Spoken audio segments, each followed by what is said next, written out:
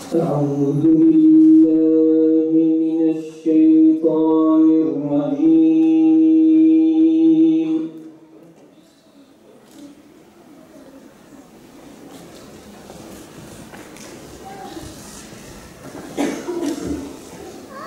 بسم الله الرحمن الرحيم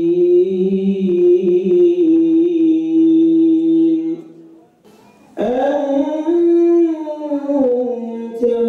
مولانا فانصرنا على القوم الكافرين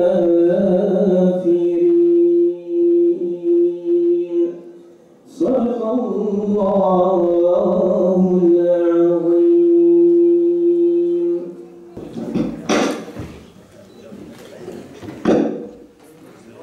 Yüreğine sağlık diyoruz.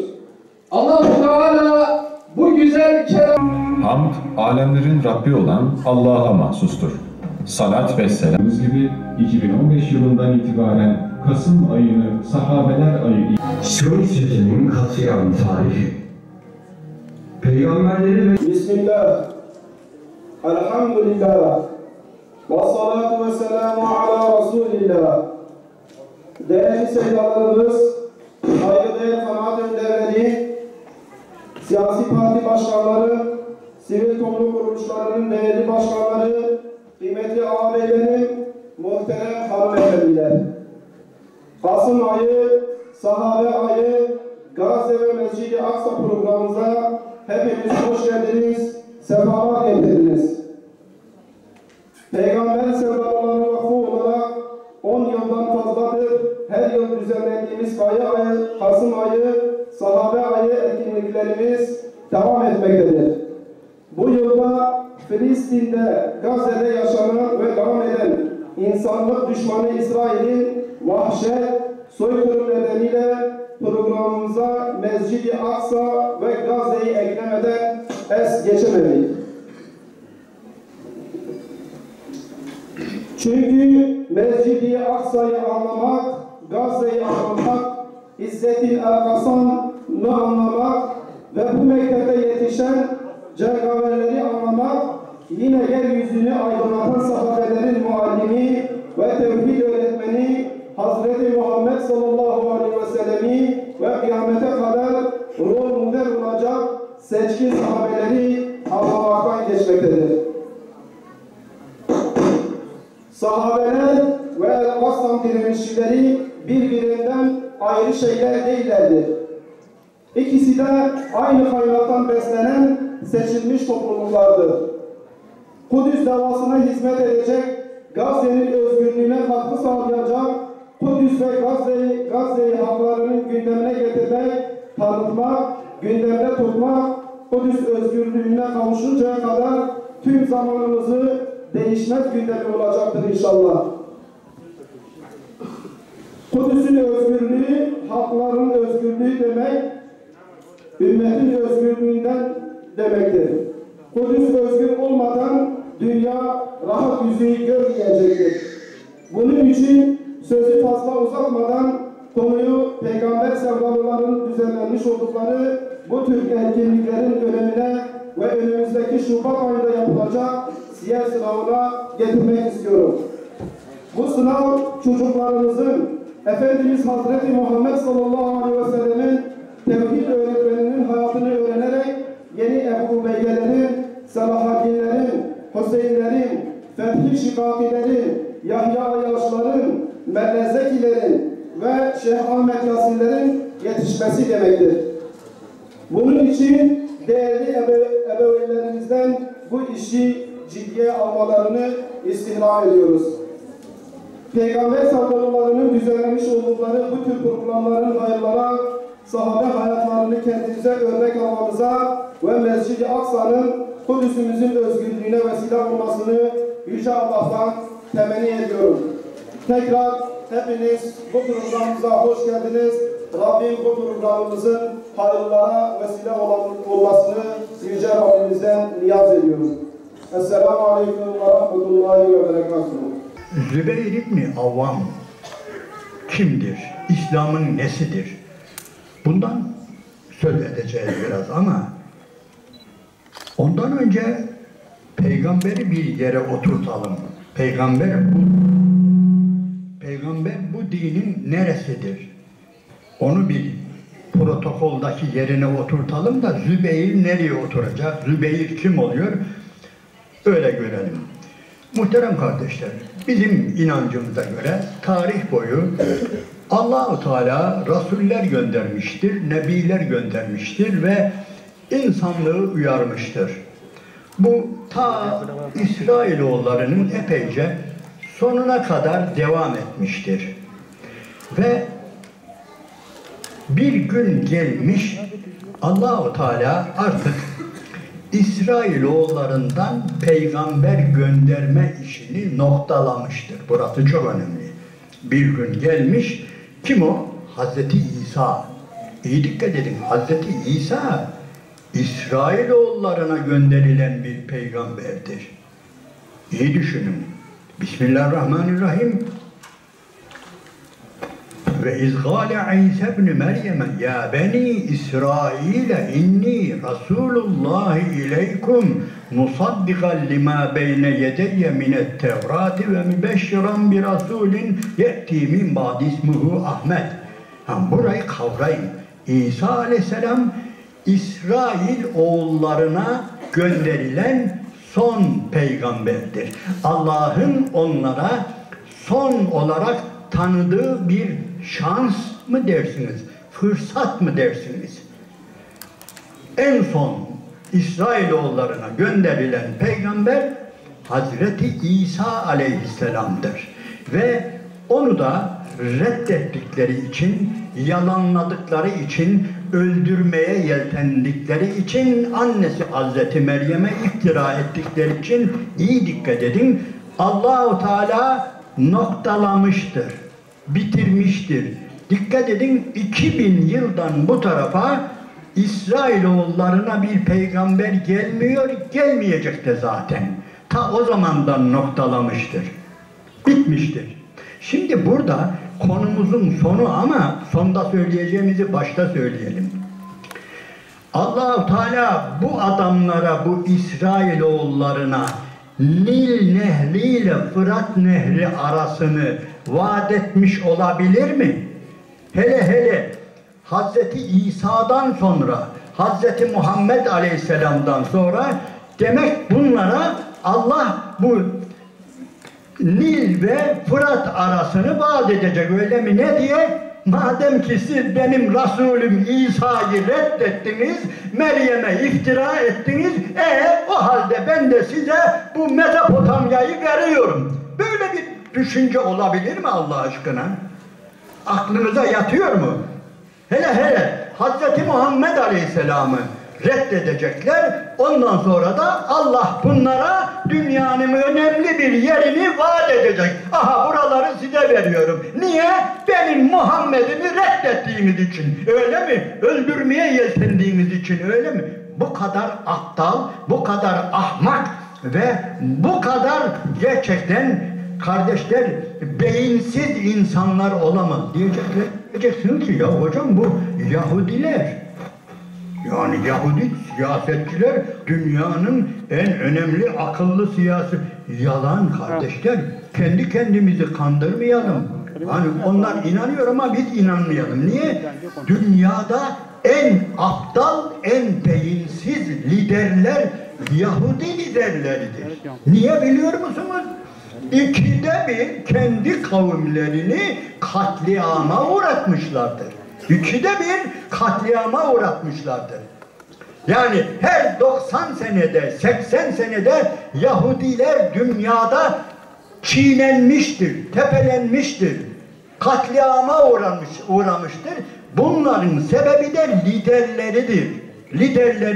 Liderleri onları hep böyle helake götürmüştür. Şimdi yine helake gidiyorlar. Yani Almanya'da helake gittiler, İspanya'da helake gittiler, Leningrad'da helake gittiler, Fransa'da, Avrupa'da defalarca katliama uğradılar, süründüler, şimdi yine başlarına iş açtılar. Dünya ayağa kalkıyor, dikkat edin. Dünya ayağa kalkıyor. Dünya yakında hem de en kısa zamanda bu adi insanları tükrüğe boğacak. Önce tükrüğe boğacak, sonra da oradan defolup gitmek zorunda kalacaklar. Böylesine canavarca, böylesine akılsızca işler yapıyorlar. Onun için peygamberlerden bahsedeceğiz de Allah onlardan niye aldı? Dikkat ediniz. Ali İmran suresine bir bakınız. Ali İmran suresinde Allah-u Teala yani dolaylı yönden bunları anlatır. Bismillahirrahmanirrahim. قُلِ اللّٰهُمَّ مَالِكَ الْمُلْكِ تُؤْتِي الْمُلْكَ مَنْ تَشَاءُ وَتَنْزِعُ الْمُلْكَ مِمَّنْ تَشَاءُ وَتُعِزُّ مَنْ تَشَاءُ وَتُذِلُّ مَنْ تَشَاءُ İlâ ahiril ayet. Kardeşler, bu ayetlerde Allah-u Teala de ki, ey benim Allah'ım sen hakimiyeti, vahyi dilediğinden alın, dilediğine verin. Ve nitekim şimdi sen İshak oğullarından aldın, bitirdin ve şimdi İsmail oğullarına yani Hazreti Muhammed'e sallallahu aleyhi ve selleme verdin. Kardeşler bunu biz kolayca okuyoruz ama Yahudiler bunu asla kabullenemediler. Allah İsrailoğullarından başka peygamber göndermez dediler de başka bir şey demediler. Aynen böyle. Allah bir peygamber gönderecekse o Yahudilerden olacak dediler. Başka bir şey demediler, direttiler. Allah da gösterdi. Ben de ki ey her şeyi elinde tutan, dilediğini aziz eden, dilediğini zelil eden, yerin dibine batıran Allah. Bunu da yapacaksın dedi, yaparsın dedi ve oldu. Kardeşler, konumuza dönelim. Allah-u Teala bir peygamber gönderdi. Hazreti Peygamber Aleyhisselatü Vesselam'ı bugün size biraz değişik yerden anlatacağım. Diyeceksiniz ki ya hocam işimiz gücümüz zaten biz Peygamber Efendimiz'i okuyoruz, öğreniyoruz. Çocukluğumuz sen daha ne anlatacaksın? Kardeşler yanlış anlamayın, sizden iyi biliyorum anlamında değil de yani bir fotoğrafta bile şuradan çektiğinizde ayrı, şuradan çektiğinizde ayrı her manzaranın değişik açıdan değişik görünüşleri olur. Onun için ben de Peygamber Aleyhisselatü Vesselam'a şöyle değişik bir açıdan yaklaşalım diyorum. Son peygamber ve Hatemen Nebiyyin. Tamam da niye son peygamber? Allah-u Teala gönderemez mi? Yok mu hazinesinde başka peygamber? Yok mu?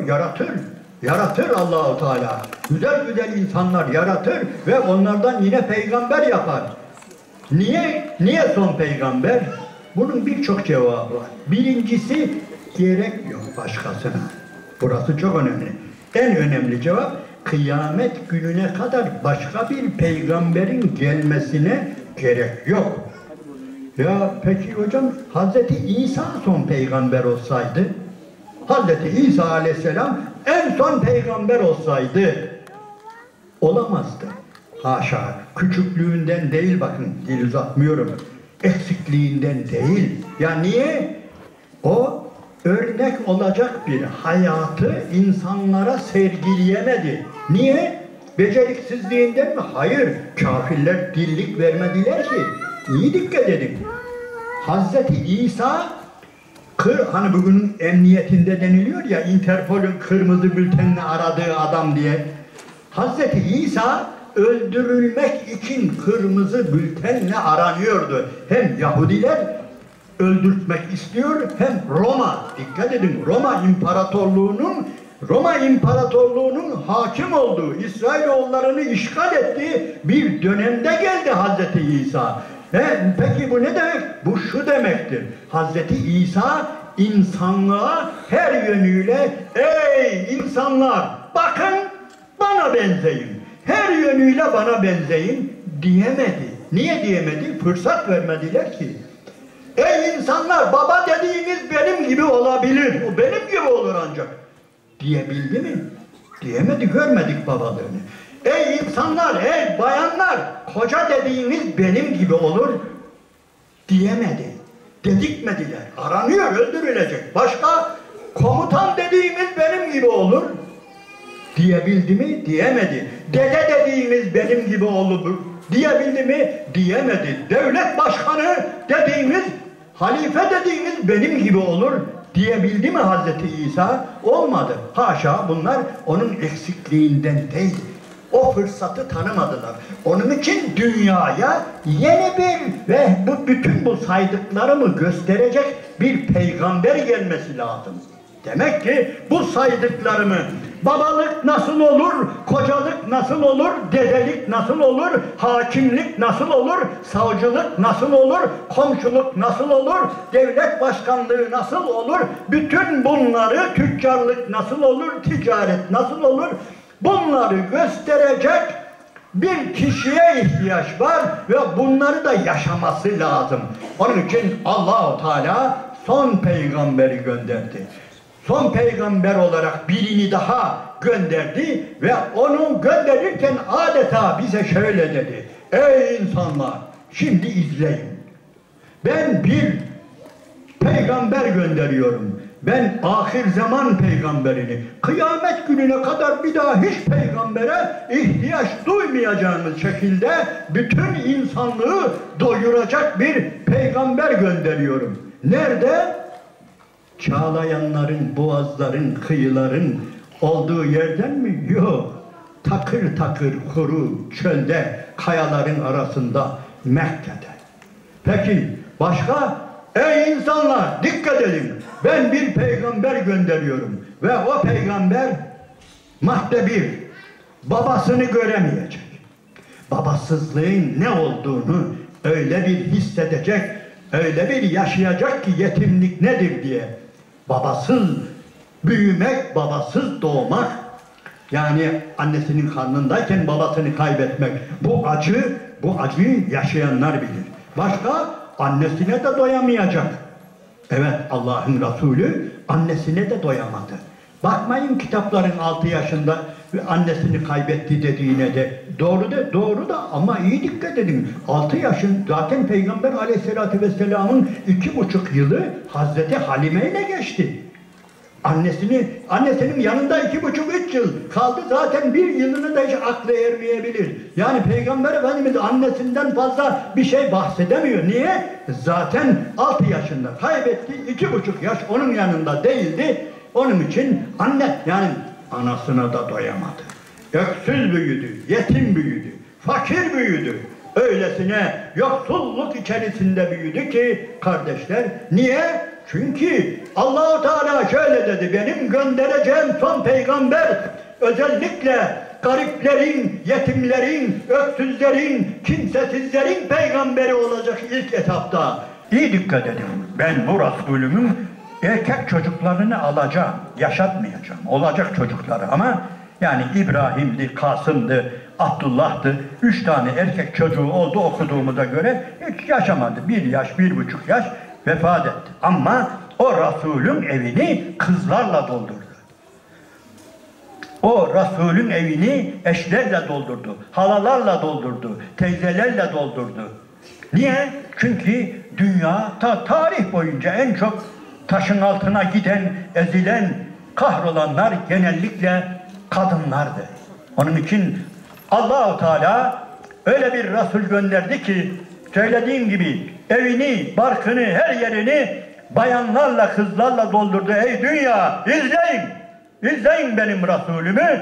Kızlara nasıl davranılır, eşlere nasıl davranılır, halalara, teyzelere nasıl davranılır görün diye Allah-u Teala onu öyle gönderdi. Bizim gibi çıkıp da Peygamber Aleyhisselatü Vesselam kadına şöyle davranın bilmem bu nutuk çekmedi. Bizzat gösterdi. Vallahi öyle gösterdi ki bırakın kafirleri, Müslümanlar bile şaşırdılar. Onun ümmeti bile, ashabı bile kızlarına davranışını, eşlerine davranışını, bayanlara, teyzelerine davranışını öylesine yadırgadılar, bazen tebessüm ettiler, güldüler. Niye? Çünkü görmemişler. Böyle bir şey görmemişler. Kardeşler, biz bunları burada hemen anlatıyoruz ama gidelim tarihe. Bu peygamber evlerini Allah kızlarla doldurdu dediğim peygamberin dünyasında kız evlatları diri diri toprağa gömülüyordu. Bunu böyle ilkokul çocukları gibi hemen okuyup geçmeyelim. Allah aşkına söyleyin ya, bir kedi yavrusunu gömebilir misiniz diri diri siz? Bir köpek yavrusunu gömebilir misiniz? Bir kuzuyu, bir oğlağı, bir bozağı diri diri toprağa gömüp üstüne toprağı yığıp ölümünü bekleyebilir misiniz? Bunu hangi vicdan yapar? Yapıyordu. Onlar yapıyordu. Onlar yapıyordu ama şöyle biraz kurcalayınca, irdeleyince ortaya başka dertler çıkıyor. Sadece böyle basit meseleler değil. Kardeşler, Muhammed Şaravi diye bir yazar var. Onun Özgürlük Peygamberi var. Onu okumanızı tavsiye ederim. Yani öteki kitaplar fazla geçiştiriyorlar nedense. Diyor ki Mekke'de diyor, Mekke'nin diyor bazı sokakları vardı diyor. Köşe başları vardı. Orada tefeciler vardı. Mekke'nin kodaman zenginleri vardı diyor. Ve garibanlara para verirlerdi. Ve o paraları katlıya faizle alırlardı diyor. Dikkat edin. Ve eğer parasını alamazsa ne olurdu? Hani bugün bankaya gittiğimizde bir kredi lazım dediğimizde ne istiyor sizden? Ya hemen bir ipotek istiyor değil mi? Ya bir kat istiyor, ya bir arsa istiyor, tapulu bir şey istiyor sizden. Ve adamca parayı nasıl ödeyecek? Öyle faiz ki katlıyor. Ondan sonra ne oluyor? Ondan sonra ödeyemeyince adamın kızına el koyuyor. Çok özür dilerim, bunlar buralarda anlatılacak gibi değil ama bunlar birer gerçek. Ve o kızları oraya tıkarlardı, orada çalıştırırlardı, zina ettirirlerdi. Babasının borcu ödeninceye kadar o kız orada zina etmeye mecbur bırakılırdı. Onun için diyor, bir takım babalar daha kızları dünyaya gelmezden önce, gelir gelmez hemen onları öldürürlerdi diyor. Kuma gömerlerdi, toprağa gömerlerdi, uçurumlardan atarlardı diyor. Ve ondan sonra vakit değişiyor. Hemen geçelim. Niye? Allah'ın Resulü geliyor, bütün bunları kaldırıyor. Allah ona güç veriyor, kuvvet veriyor. Ve bir gün geliyor, bunlar şu benim anlattığımı anlatıyormuş Peygamber aleyhissalatü vesselam. Medine'de ashabına Bismillahirrahmanirrahim ve izâ büşşira ahaduhum bil inse zalle vechuhu müsvedden ve huve kazim. Onlara diyor bir kızın oldu diye müjdelendiği zaman diyor suratları diyor mahkeme duvarı gibi olurdu. Simsiyah olurdu diyor. Üzüntüden diyor, kinden, düşmanlıktan, telaştan diyor. Niye? Öylesine kötü haberdi. Kızım oldu demek öylesine kötü haberdi. O günün cahiliye Arapları için. Ve ondan sonra hemen diyor onu yok etmenin, o yavruyu doğan kız çocuğunu yok etmek için diyor hemen yollarını arardı diyor. Efendimiz bu ayeti okurken sahabeden biri böyle cemaatten kalkıyor. Ya Resulallah diyor. Aynen Allah-u Teala'nın anlattığı o adamlardan biri benim diyor. Aynen böyle ayette buyurulduğu gibi diyor. Bana da bir gün koştular geldiler.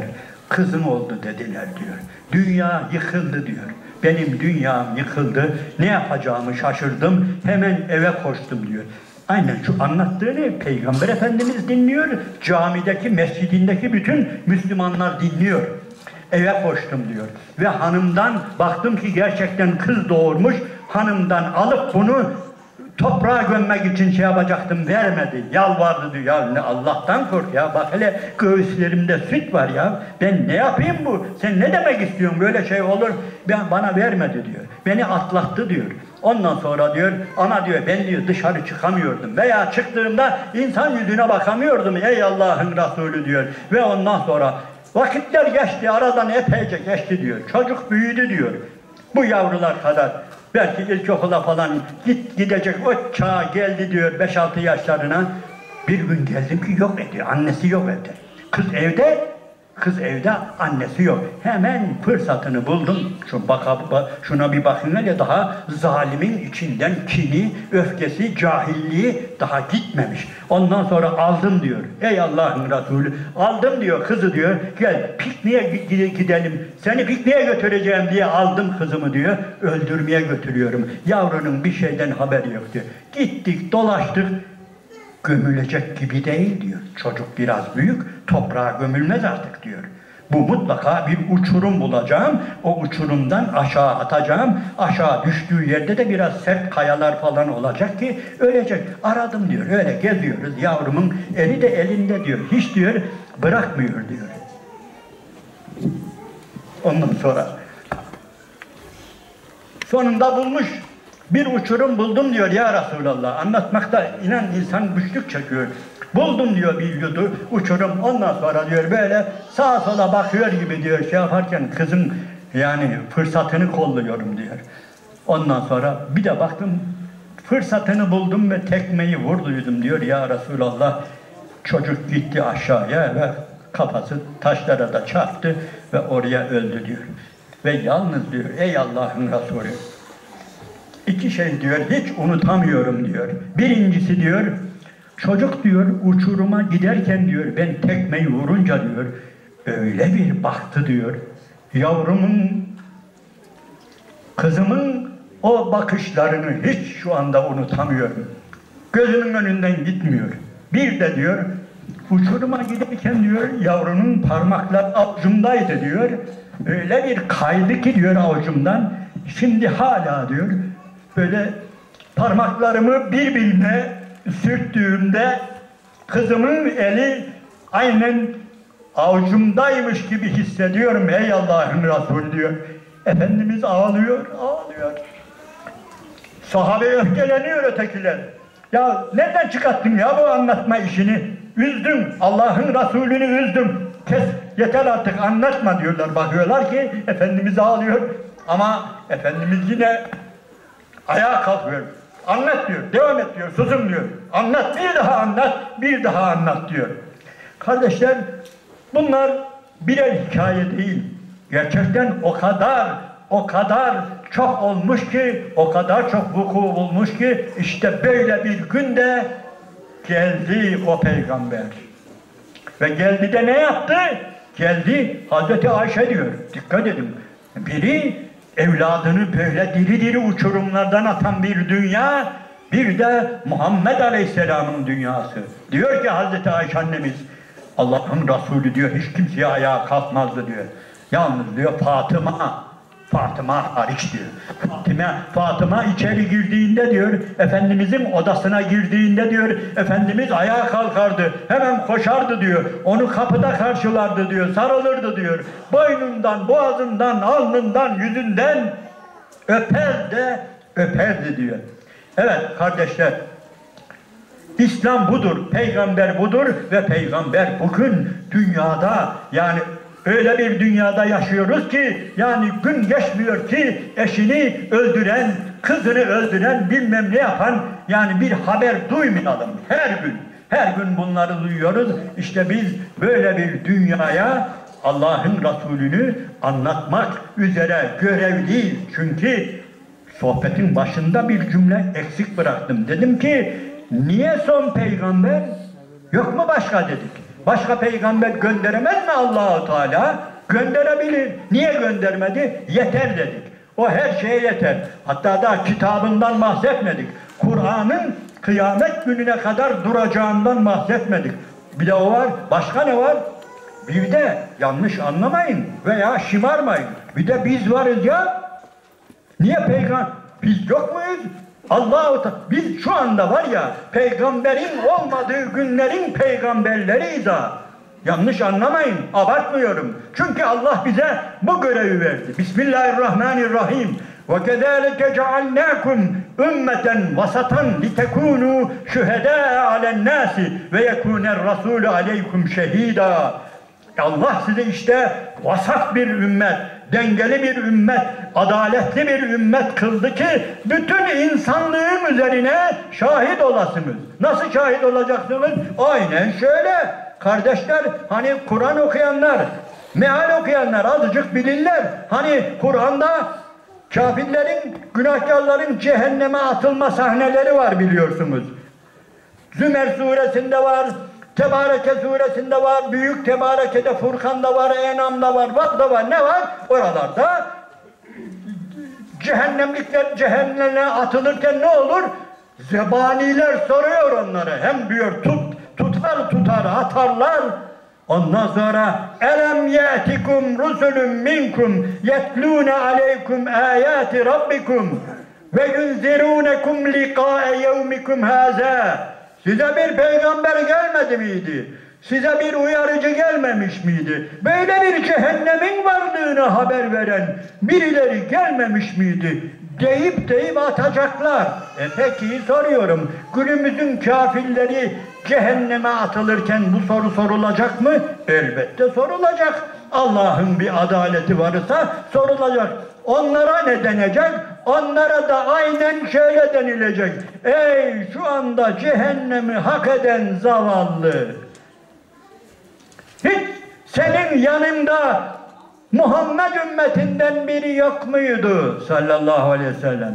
Seni uyaran, böyle bir cehennemin varlığını haber veren, dirilişi haber veren, yaptıklarının hesabını bir sorulacak olan bir günün geleceğinden haber veren bir uyarıcı yok muydu? Okulunda, sınıfında, iş yerinde, mahallemde diye Allah-u Teala bütün cahillere, zebanilerine bunu sorduracak. Onun için biz şahit ümmetiz.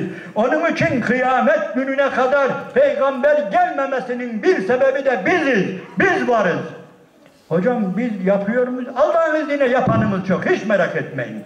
Bugün dünyada Müslümanlar inanın peygambersiz günlerin peygamberi olarak görev yapmaktadırlar. Bundan hiç şüpheniz olmasın. Çünkü kardeşler, bu olayı şöyle noktalayalım. Zübeyir'e döneceğim tekrar. Kardeşler, hani biz inanıyoruz ki inna nahnu nezzelne zikra ve inna lehu lehafizun. Onu biz indirdik, Kur'an'ı, ve onu biz koruyacağız. Bu koruma işi tamam, hep güzelce inanıyoruz. Herkes inanıyor. Kur'an'ın bir tek harfi değişmedi, değil mi? Değişmedi. Bir tek hareketi değişmedi. Bir tek ayeti değişmedi. Fakat yanlış anlamayın da bu o kadar önemli bir şey değil. Niye? Hoppala diyeceksiniz. Ya bir çelik kasaya bir kitabı korlar, yüzyıllarca gidebilir. Binlerce yıl gidebilir. Bir müzeye, şuraya buraya sağlamca korumaya alırlar.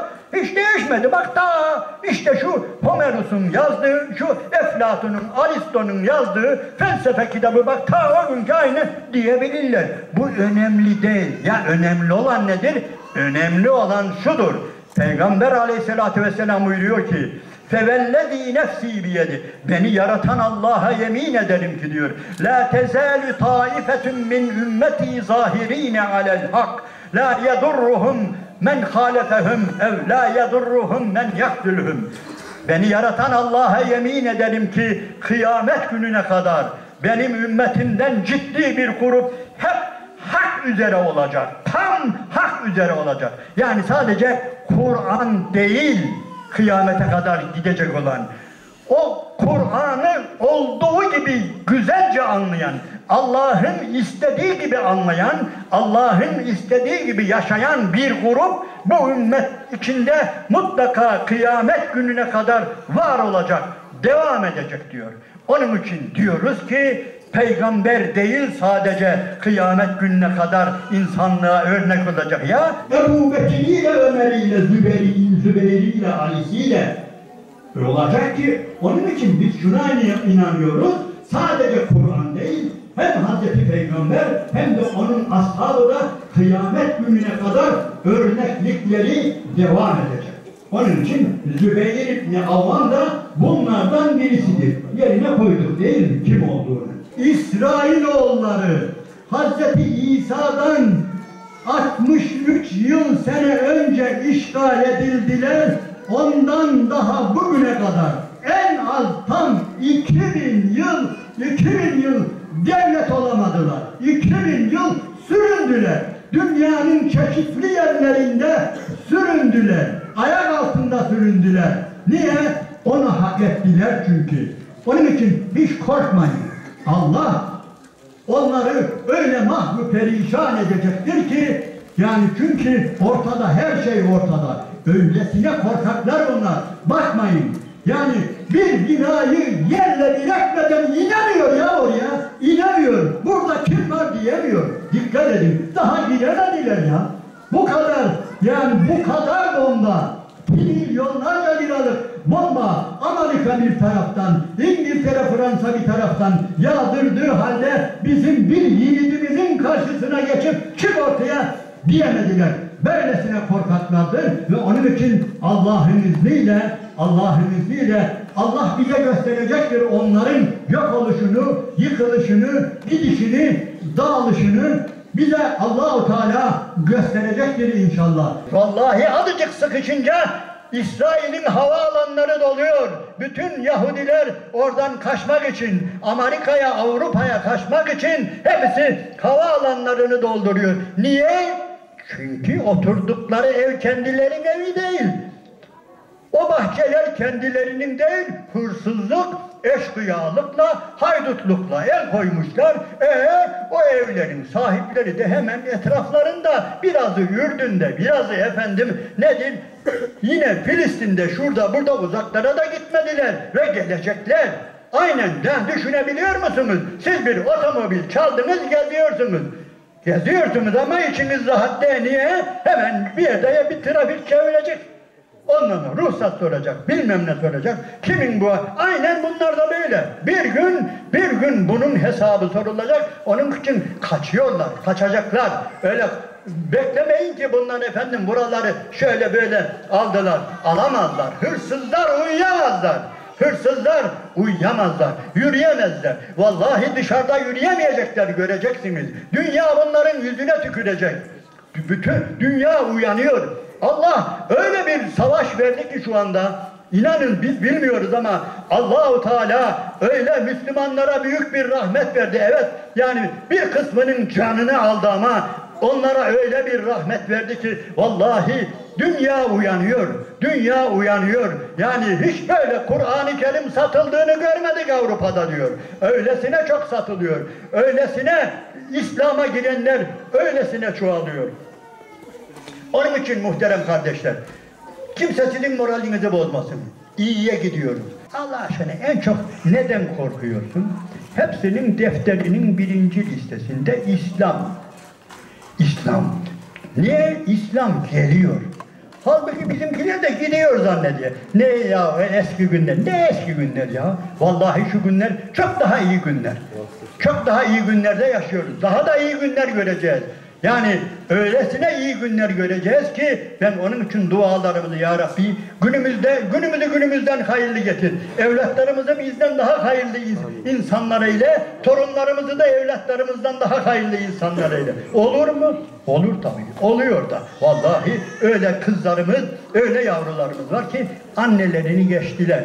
Anneleri sadece örtülüydü, abdestli namazlıydı. Ama kızları icazet alıyor.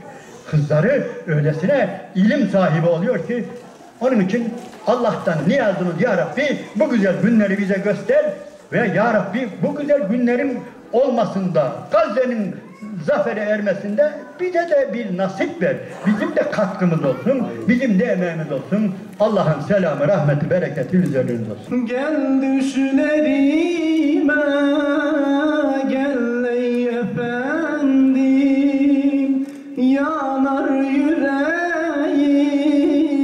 gel ey efendim, yanar yüreğim, gel ey efendim. Elhamdülillahi Rabbil alemin. والعاقبة للمتقين ولا عدوان إلا على الظالمين والصلاة والسلام على رسولنا محمد وعلى آله وأصحابه ecmaîn. Zalim ve azgın güçler tarafından başlatılan hayatsızca bir işgal ve tecavüze karşı bu salonda toplanmış, ellerimizi semaya açmış, sonsuz merhametine sığınarak senden istiyoruz. Ellerimizi boş çevirme ya Rabbi. Eza ve cefa gören, zulmedilen, yurtlarından sürülen, katliama uğrayan mazlumların, mustazafların Rabbi, tüm tuzakları boşa çıkar. Onların tuzaklarını kendi başlarına geçir Allah'ım.